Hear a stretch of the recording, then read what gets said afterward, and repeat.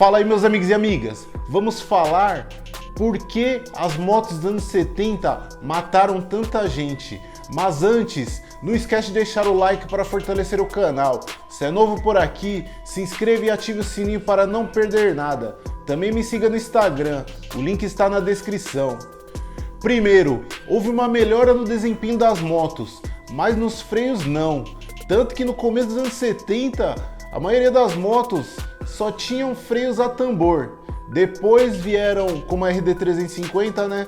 Veio com freio a disco na dianteira e traseira a tambor. A R5, que é o seu modelo anterior, eram 2 freios a tambor, então não seguravam nada. Além do que a moto 2 tempos ela não tem freio motor, então ela depende muito mais do freio. E se o freio é falho, na hora que você precisa parar, um abraço, não para. No final dos anos 70, eles acabaram colocando freio a disco nas duas rodas, o que melhorou muito a questão de frenagem. Era uma época em que não era obrigatório o uso do capacete, então a maioria não usava. E é claro que se você cair de moto e bater a cabeça você estando sem capacete, as consequências são graves. Então, além do que eu disse, freios falhos, falta de capacete, a galera era bem doida mesmo e acelerava sem dó. Então, por isso, é outro motivo que aumentaram os acidentes e aumentaram as mortes. A moto que mais vitimou pessoas nessa época foi a RD350, porque ela foi bem vendida, o pessoal gostou bastante do desempenho dela. Só que, como eu já falei antes, motores 2 tempos não tem freio motor, então depende muito do freio. E só tinha um freio a disco na dianteira, que era falho, não segurava a moto. Então por isso muitos morriam. Além do que, essas motos, se hoje em dia ainda tem freios a disco que são muito fracos, muito borrachudos, imagine na época como eram os freios a disco, que eram bem falhos mesmo sendo freio a disco, claro, bem melhor que o freio a tambor, mas ainda eram bem falhos. Apesar de tudo isso, de todas as falhas, enfim, por ter causado várias mortes, eu considero os anos 70 a melhor época na questão das motos. Por quê? Porque tinham motos de 400 cilindradas, 4 cilindros. Quer dizer, você tinha um público maior, você tinha mais opções.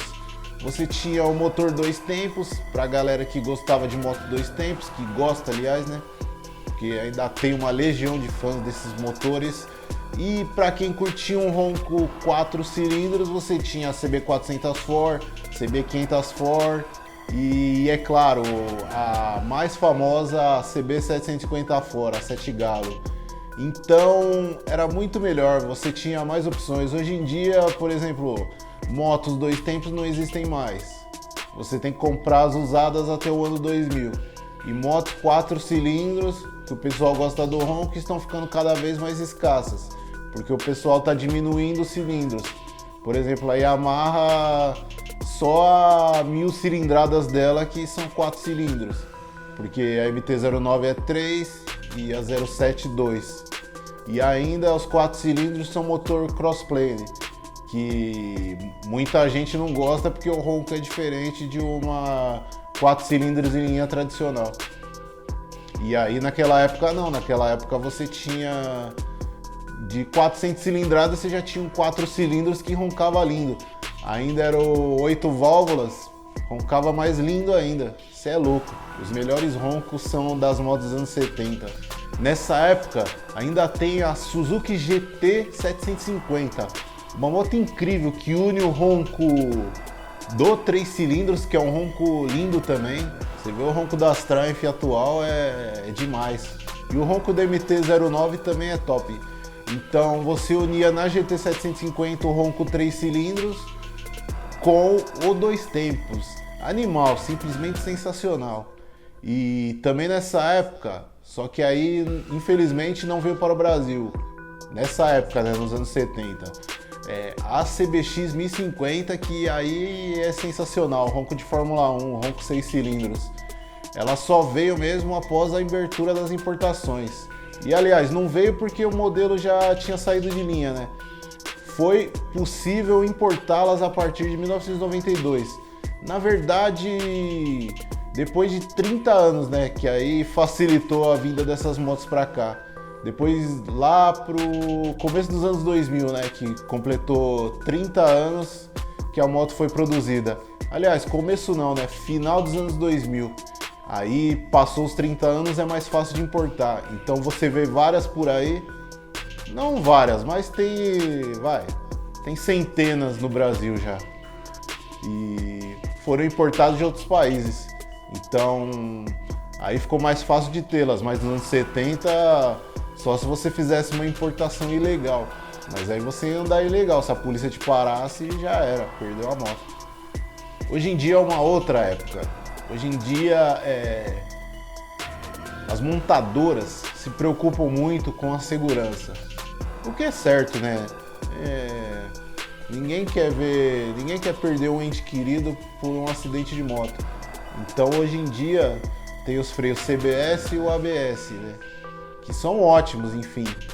Mas o meu questionamento é que agora é um item obrigatório, então você não pode ir lá na loja e comprar uma moto sem esses equipamentos.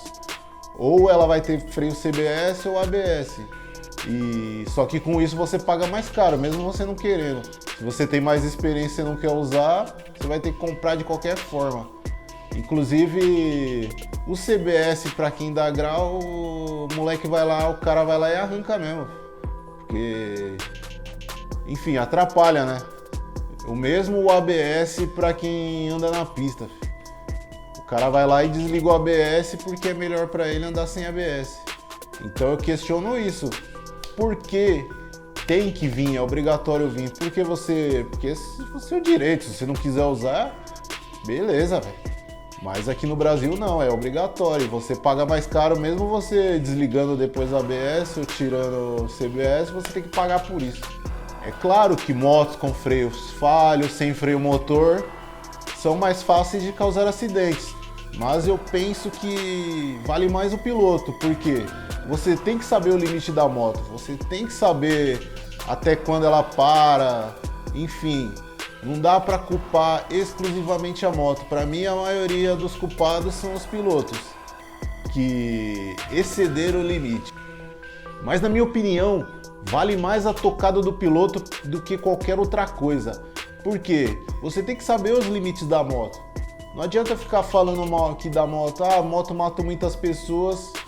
Você tem que saber que a moto tem um freio falho e você tem que saber os limites, você tem que saber o momento certo de parar.